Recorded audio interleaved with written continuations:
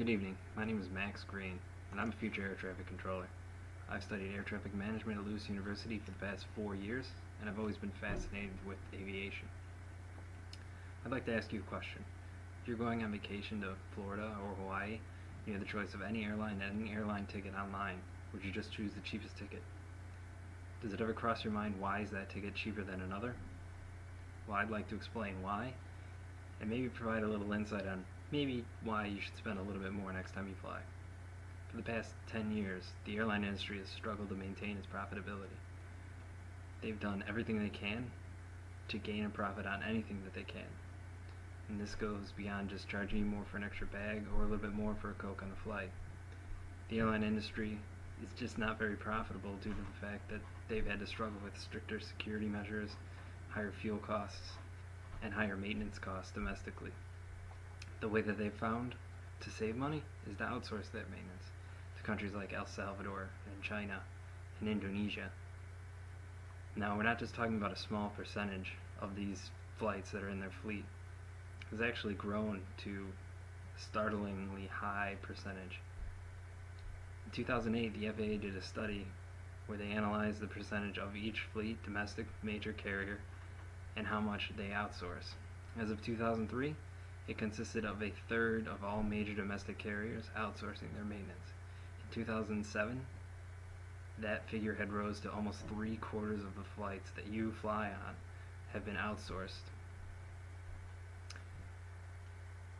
The FAA actually analyzed this data further, and they delved into what could possibly go wrong, what potential problems would they run into, and how to police these outsourcing maintenance facilities. The laws are actually pretty loose about this. There isn't necessarily a requirement that says that an FAA certified mechanic has to work on your flight. The only thing that they require at this point is that the FAA mechanic at that facility signs off on the work that was done.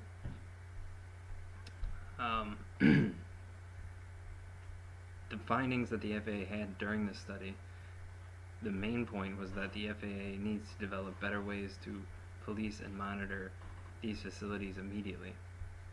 Despite that, nothing changed, and they never changed any approach that they have towards taking care of this potentially dangerous issue. The cost of maintenance outside of the country is half the cost that it would be if they maintained their entire fleet in the United States. So at the moment, all but one major U.S. carrier outsources 3/4 of their fleet. The oversight on the FAA about the maintenance that's required on these flights is actually pretty extensive. They're categorized into 4 different categories: A, B, C, and D. C and D checks being the most major. They're constituted as heavy maintenance. Now, when a plane, specifically one plane, has to go and get heavy maintenance done, they're allowed to do that at any facility as long as, like I said, an FAA certified inspector signs off on the work that was done. Now, a lot of times this work in a C or D check is overhauling an engine where they take it off of the airframe, take it apart, and then they put it back together. Or a lot of other things that are done in the C and D checks are the airframe itself. The way that the panels are set up is they overlap each other and they interlock, and over time, through cycles they call it, of liftoffs and landings, these panels separate and then reform, and then separate and reform. And during that process, water and moisture get into those spaces, and it's called delamination. So when they have to do an airframe redo, they go in and they inspect every rivet and every panel and every overlap in order to make sure that there's no delamination, is what they call it, that has occurred.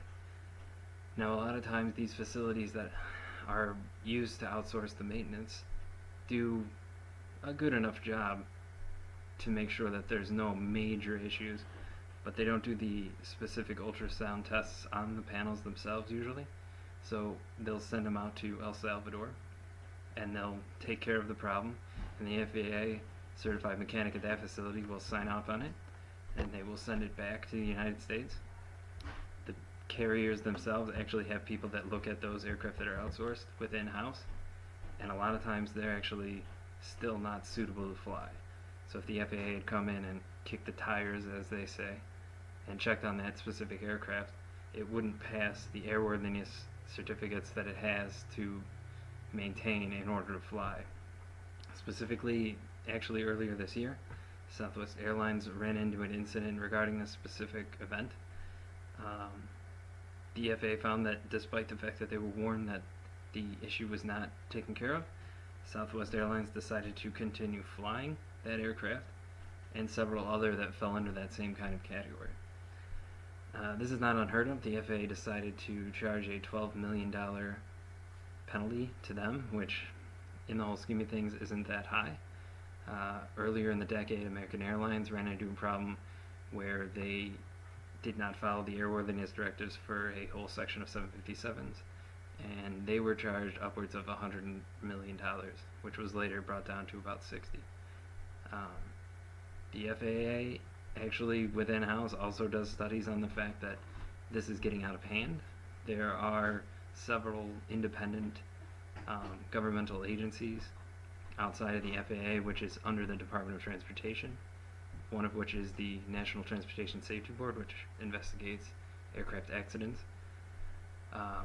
One accident specifically that was directly related to poor outsourcing of maintenance was U.S. Airways flight from Charlotte to Greenville, North Carolina. In this incident, the elevator, rear elevator, wasn't put on correctly. It was actually put on upside down. This caused the plane to crash immediately after takeoff, in which everyone on board died and one on the ground was severely injured. Every flight is not the same. Every airline is not the same. Like I said, all major carriers in the United States, except for one, outsource the majority of their maintenance. The one that doesn't at this point is American Airlines. They actually do all of their maintenance in Tulsa, Oklahoma, and Fort Worth, Texas, and it's actually a point of pride for them, which it should be, because it's stepping above the industry standards, even though they could easily cut down on their costs significantly by outsourcing to any of those countries that I mentioned before.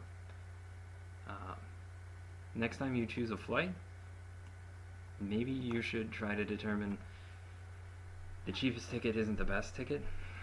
It's not as if you're shipping something across country for a gift for Christmas or ordering something from Amazon. You're actually transporting you or your family, loved ones. And I cannot stress enough that there are no cheap ways out when it comes to airline tickets. They are not all the same. And it's frightening to me because the flying public, the consumer, has no idea about this issue and this problem. And the fact that there isn't an accident, the absence of an accident, doesn't mean safety. That does not directly relate to one another. I'd just like to say that next time that you fly, spend a little bit more, or maybe look into who flies or what you're going to be flying. That information is available through several third-party websites. So, good luck.